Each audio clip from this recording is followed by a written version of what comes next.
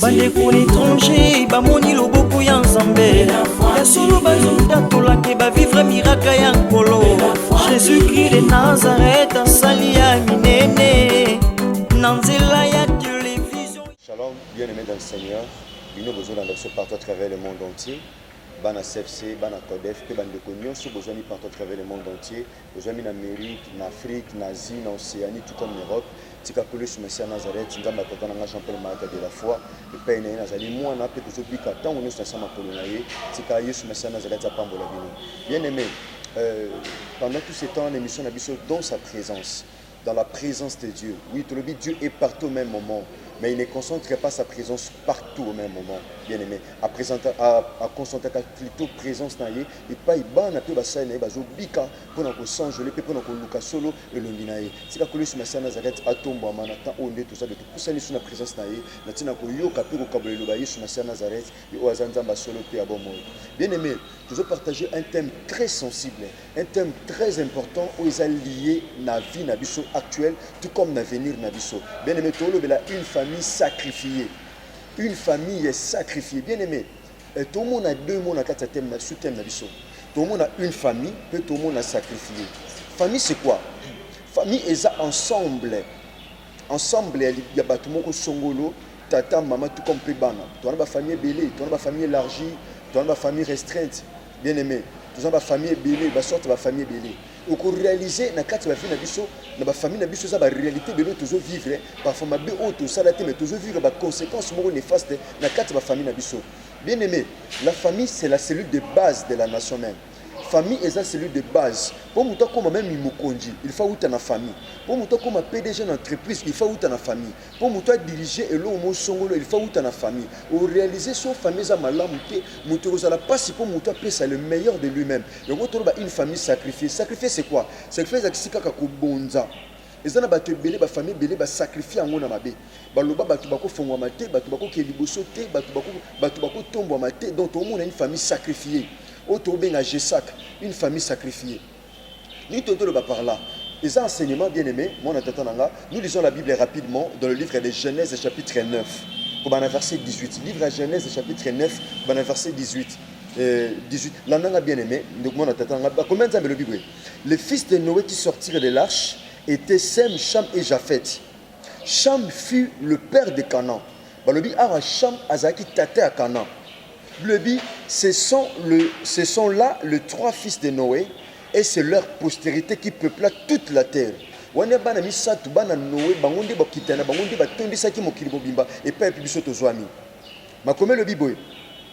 Noé commença à cultiver la terre et planta de la vigne.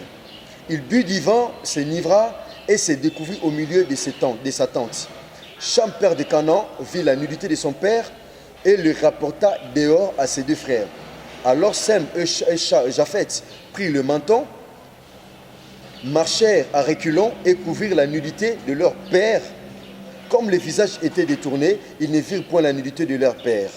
Lorsque Noé se réveilla de son vin, il apprit ce que lui avait fait son fils cadet. Il dit, maudit soit Canaan, qu'il soit l'esclave des esclaves de ses frères. Bien aimé, c'est une histoire très triste. Tout le monde a dit Noé na simako bima na masuwa. Na simako bima na masuwa ye na bana ni misatu na basi ya bana na bango ya bana na ye. Ba mele ko la wit na masuwa nde toyebi malamu na lisolo. Na simako bima na masuwa Noé lokola mai kauka kina mabele Noé asali bilanga. Noé asali bilanga asali vigne na ye.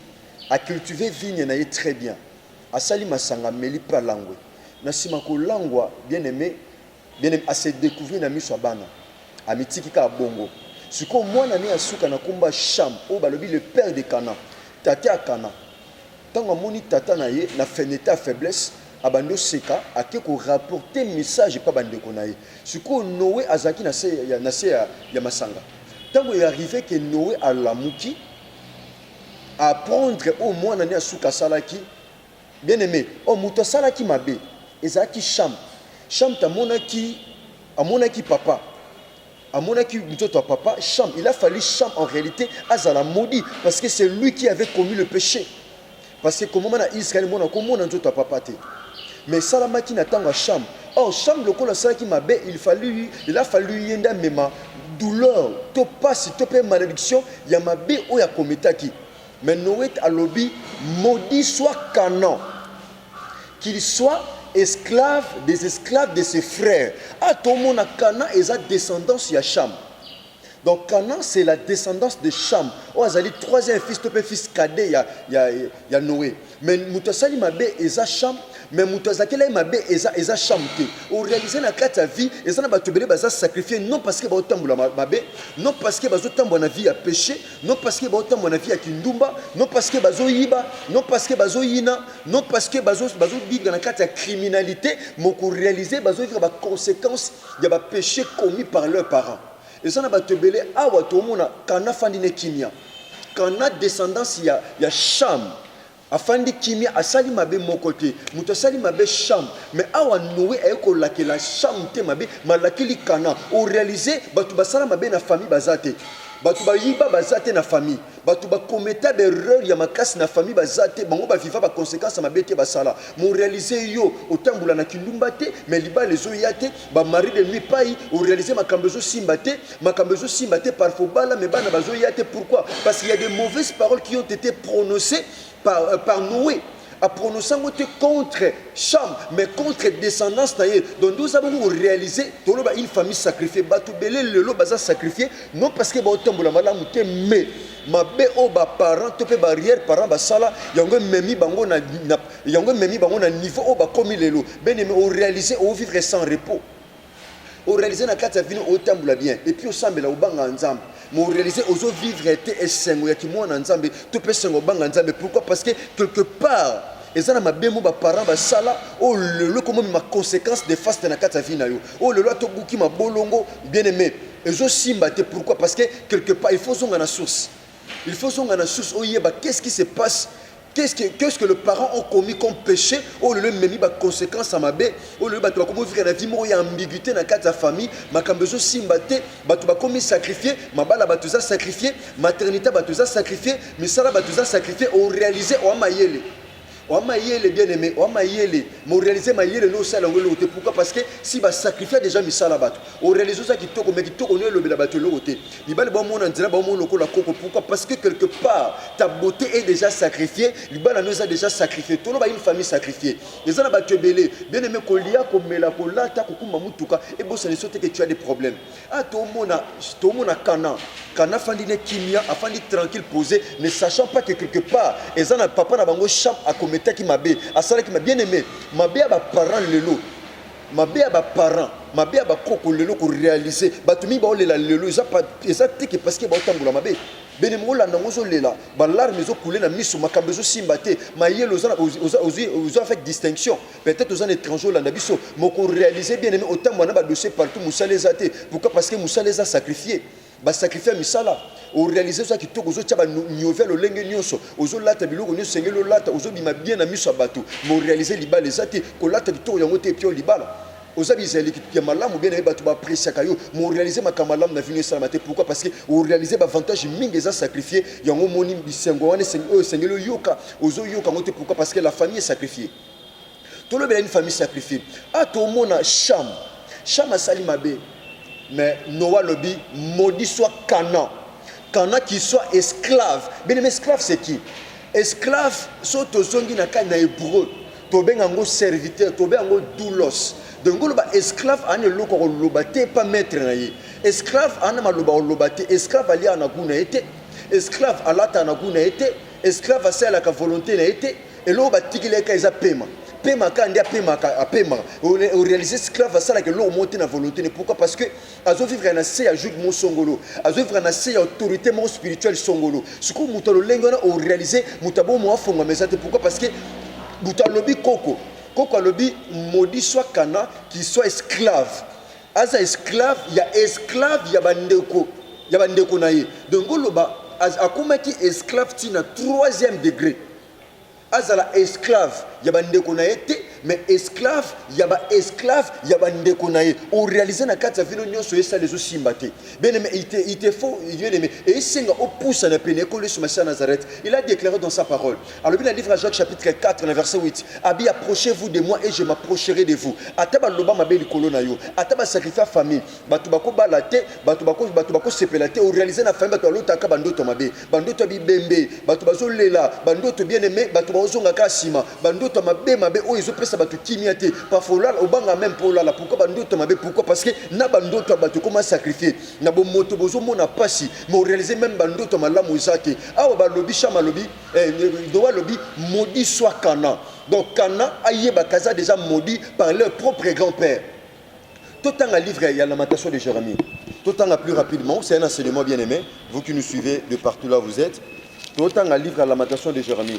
chapitre 5 tout va verset 5 lamentation de Jérémie chapitre 5 awa Jérémie le biboué abi nous sommes poursuivis le joug sur le cou Jérémie le bi bazo landa biso tango nyonso o réaliser ça na batubele par l'autre ndoto ba landa yi à l'autre ndoto muto aza sacrifier bien aimé oyeba soza délivrer toté na nzela bandoto oyeba soza délivrer toté na nzela bandoto ba acte eza posé comme ça oyeba soza délivrer toté awa Jérémie le bi nous sommes poursuivis o réaliser bazo landa biso makama beka ezolanda célibé zolanda pauvreté zolanda humiliation zolanda déboire déception ezolanda tout ça ah Jérémie zolanda la lamentation azolela abi joug na coup bien-aimé singa chaîne et bien-aimé na kingo batiango pa nyama batiango pa mbwa mais muto az esclave bakotia pe chaîne na kingo pourquoi parce que ane loko lobate un esclave aliar na kuna été amela na kuna été sala makam na kuna été to réaliser en Jérémie lobi na chapitre 5 alobi nous sommes épuisés nous n'avons point de repos Moutou bien-aimé aza sacrifié au réalisé au sein musala makasi mais revenu na yeko zala médiocre et ko zala tellement fébrile au réalisé au sein la parfois bisika mi balé misato mais tant au tal résultat ya musala sala ka rien ne va rien ne marche makambezo simbate fiancé aye bien-aimé tant bobandika masolo bobala na accueilli pourquoi parce que li les a sacrifié au quand bala na za makambabe amakambabe ta yondo sa sacrifié bien-aimé famille sa sacrifié li bala no sa sacrifié et c'est sengo poussa na penankolo alobi approchez-vous de moi et je m'approcherai de vous bien-aimé kokende église eza to kozwa délivrance c'est un loko mususu muto aza sacrifié il faut songa na makolo oya kangola kabato abi venez à moi alobi na likana na Matthieu chapitre 11 na verset nango 28 abi venez à moi vous tous ceux qui êtes chargés bien-aimé nous avons chargé chargé pourquoi parce que famille a sacrifié abi venez à moi vous tous ceux qui êtes chargés et fatigués bien-aimé muto aza na charge à comment fatigué abi abakisi et je vous donnerai du repos ah Jérémie lobi joug et ana kingo abi nous sommes épuisés et nous n'avons pas de repos alors du coup tu pas tabi point abi nous n'avons point de repos abi repos ezate ben mo réaliser na vie nous opemate esengo ezate osa musa makasi ozosa musala makasi pose ozoko ça auto benga cumul osa misale belé mo réaliser ba revenir ça toujours médiocre ben aimé approche de ces dieux luko yeba source ya problème mo comme so Élysée aina Jéricho tango na Jéricho ba pesi ba sali état de lieu ba yebisi ba pesi rapport ba lobi mo sai na nzambe mboko ozomona malamu ba séjour eza bien mais mai eza bololo mais ezana bien au réaliser na famille makamno sur bololo situation où yazo vivre yango ka lek yazo vivre yango ka cousin zo vivre yango pe ka cousine zo vivre bato zo vivre dans la même situation et dans les mêmes conditions où yaza nango yango lek yaza nango condition où maman zaki nango yango pe ka makuluto zaki nango au réaliser nyonso wana. Pourquoi? Parce que la famille est sacrifiée. Batu nyonso baza sacrifié. Naba oba botama, naba aussi ba botama, naba oba zoya, naba oba botamité baza déjà sacrifié parce que kana azaki sacrifié nanga botamité. Ezana batobele ba sacrifier yé nana botamité. Ezana batobele ba sacrifier libala né nana botamité. On réalisait même na âgeabo na mutu mais ba sacrifier déjà. Jérémie Lobini, Abi verset 6. Abi nous avons tendu la main vers l'Égypte, vers la Syrie.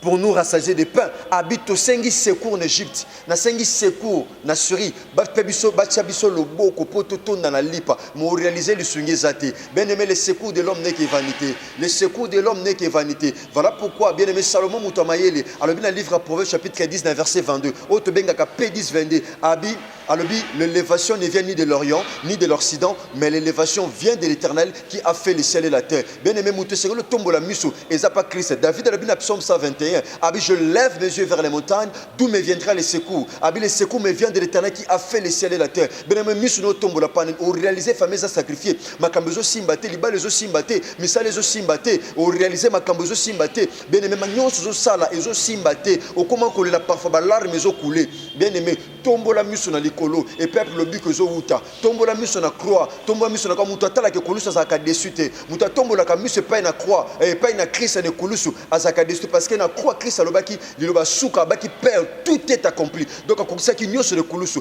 muto sengelo tombeau la musso et pas na Yesu bien aimé, au réaliser awa. Je remarque le banachelo boko na suri, nachelo boko en Égypte mais secours resate. Le verset 7 à l'obi, bien aimé awa sika to ofanda. Dans le verset 7, nos pères ont péché. Nos pères ont péché, ils ne sentent plus. Nos pères ont péché, ils ne sentent plus. Et c'est nous qui portons la peine de leurs iniquités. Batata na biso basala masum. Batata bakotanda kwanganga. Batata bakenda pa bambikudu batalisa makamuta kufa peut-être na famille akena na bambikudu bayeba nini salama ki po muta kufa ba famille bakenda batumsu bakotanda kwanga po bazwa mbongo batusu bakotanda kwanga basopa makila batu ko réaliser siko batu basala ngo bazate si bakufa pendant que tout le bazana lilita batu basala mabe ba pratique ba mauvaise pratique mais siko lokola ba sacrifier famille alobi pe ayepa satana sali alliance. Asala alliance na Satan abi pesanga mbongo, abi pesanga succès, abi pesanga gloire à mukili. Ngana opeso bana. Na parmi bana na ngaya basi ba ki toro me muto bala zate. Bana parmi bana nga oui, o bala te abota ne bana ndenga lingi. Abota ba mapasa mi balé misata bota. Mais bato ka bo bala complication na maternité na bango. Là on voit une famille sacrifiée. Bato au réaliser, bato ba nyo ko batangi ba silisi ba classe même misale zate pourquoi parce que nyo se za sacrifié. Batu ba sepelate na kati ya famille ba fete zalate bien aimé batu bakuta na kana matanga na bilamba mwindu batu bakuta na kana matanga au réaliser na famille batu ba sepelate attaque relation académique ya grade académique et ça la maraté bien aimé au réaliser batu ba limité limitation kanga couche batu nyonso et kanga batu nyonso kanga tous les âges et kanga batu nyonso kanga ba yaye kanga ba leke kanga génération likolo au réaliser ba biloko ndongo na pourquoi parce que famille a sacrifié Jérémie lobby. Dans lamentation, nos pères ont péché. Tata na biso basala mabe, batata basala makamba mabe, balia manga mubeso, batata batambola na kindumba, batata basala makamba mabe, ba offensa nzambe, batambola na via bakisi, batambola na via kotalisa makambo pe banganga, bazali susute, maintenant biso bana na bango tokomo mema. Alors c'est maintenant nous qui sommes ces enfants, qui sommes leurs enfants. Nos pères ont péché, ne sont plus. Et c'est nous qui portons la peine de leurs iniquités. Biso to komo futa nyongo mabe basala. Beneme yo yamba Christ po futa nyongo. Yamba Yesu Masia Nazareth te po futa nyongo mabe ba parents basala. Beneme yo ko vivre te na se ya joug ya famille. Ko vivre te na se ya alliance maloba batu bien aimé. Parce que yamba Christ. Na comme le bin livre Romains chapitre 1er, na verset 8 ndoko zola nanga. Ma comme le bin il n'y a donc maintenant aucune condamnation pour ceux qui sont en Jésus-Christ de Nazareth. Toi tu as reçu Christ dans ta vie. Bien aimé loi ezana ba conduite likona yo. Ata ba sacrifier mabala batu. Ata ba sacrifier misala bato na yo fonza ba mettre à l'écart parce que tu ne es plus sous la loi mais tu vis sous la grâce. La Bible déclare dans le livre de Jean chapitre 1er dans le verset 17 que la loi a été donnée par Moïse. Ba papa ba mema mibeko, ba papa mema kolela, famille le a sacrifié makambezo simbate mais il y a quelqu'un qui na vérité pe grâce, il s'appelle Jésus-Christ de Nazareth. Il y a qui na ngolu na bomo ya bato. Amema ngolu po ngolu et longo la loi. Ngolu bien aimé et atteindre la puissance à loi. Ngolu et ya kapona ko briser loi. Ce qui loi est petit ça qui ngolu kondima. Ce qui loi ezo pekisa batu babala, ezo pekisa batu babota, ezo pekisa batu basala, ezo pekisa batu basepela, ezo pekisa batu basili sa classe. Mais grâce ezana pona kubongisa. Jérémie lobi batata bazate. Biso to komo futa nyongo. Ben mais ko futa mutu nyongo te. Il y a quelqu'un qui était monté à la croix, il s'appelle Jésus-Christ de Nazareth. Il y a futa nyongo famille. Yoko futa nyongo ba para balia ba samabe ba salata. Il y a mukito pour futa nyongo. Au sambela te pour vivre na vie à passer. Ben mais age pour ça même makambezo simbate. Le au réaliser combien de mibalo kuté na bango bien mais ba proposer au mariage. Tant ka beaucoup mina tam no point bobala na au réaliser makambezo simbate. Au mona mibala ba tu mitema mabe. Ba mitema mabe du fait qu'il y a un esprit humain parce que bien aimé alliance et salamana kala. Malobawana bien aimé et tozana makambi balé na monde spirituel na monde physique to ba na monde physique ozo monana na monde physique to lobaka les écrits s'envolent et les paroles restent ba écrit na bien aimé na monde physique plutôt ba les paroles s'envolent na monde physique Magloba tozana tina nango tozana posa makomi. Tozana posa makomi so to ça la contrat verbalité. To ça la contrat par écrit.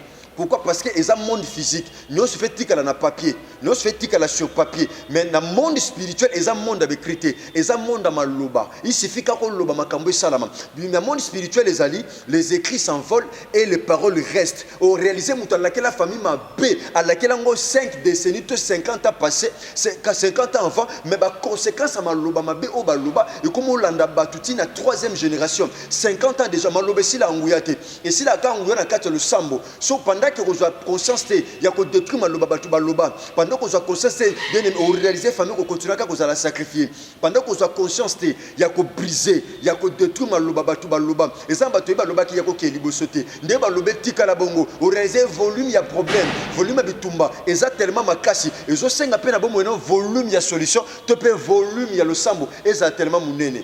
Approche de ces dieux. Alors boye pa inangai bino batu bana mikumba pe boza kolemba ngana opesa bino bopemi bien aimé to komi na temps oya ko s'approcher pa inakolo généralement lobi ba para balia manga mbeso bazate ba para basala live lisumu bazate mais biso tozo mema passe masumba sala bien aimé ko réaliser na vino yo futa nyongo nyonso no sala futa no kanyongo ba passe zo moneza nyongo zo futa o futa ngo par ignorance est beau maka bien aimé. Mon peuple, sa révélation, c'est un peuple sans frein. Bien aimé, la révélation amène la révolution. Moutou a la révélation à cause de la révolution. Moutou a la révélation, il aura maintenant la révolution. Au réaliser Moutou a la révélation à cause de la révolution à Otomboka, puis il va chercher Dieu dans la profondeur. Au communautaire, il faut creuser encore. Il faut creuser encore de manière à ce que beaucoup de manakata balien ou ils en a quatre famille. Bien aimé, de cause nanga. Au communautaire, au vivre un peu pas si bien aimé. Au réaliser ma kambebele malambo et comme pour réaliser même bato bana banyono ba futa ayote pourquoi parce que baloba yoko sepelate au réaliser mutu ba relation so mala muzana ngwe beba kaka bato beba na kana yo pourquoi parce que ezana malobo lobama o ezolando partout kozala au réaliser peut-être longwa na Congo obiso na Kenya Europe malobe ko tika la malobe landa partout malobe ko supprimer malobo ba paramba loba comme mabe to pe pasi ezaka ko poussa na pena Christ abibo poussa na pena nga on a poussé na peine abino bien mais tala ce qu'on a vu na yo tala ni les autres évoluer tala na vie na sala bilan